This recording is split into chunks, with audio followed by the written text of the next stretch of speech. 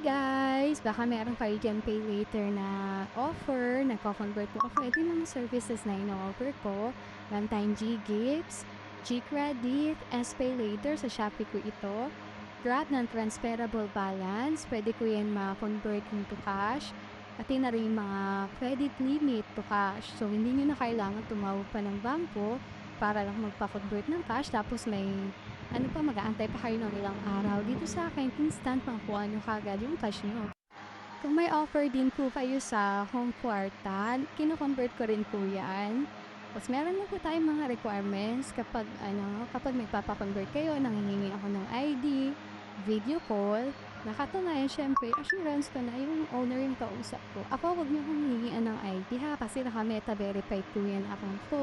Sabihin ng meta verify, nagpasa po ako kay Facebook ng mga requirements sa ID ko. So, no need na para hingian niyo ko ng ID. Kasi nga, meta verified po yan, naka-blue badge. Lagi niyo pong check yung blue badge niyan kung ako ba yung kausap niyo. Kasi malay niyo kung may poster na pala ako, diba? Sumisikat na pala ako. Char! So, yun lang. Ingat lang guys sa pakikipag-usap. Dapat itong mukha lang tang makikita nyo pag nakipag-video ko sa inyo ha. Namang guys! Bye!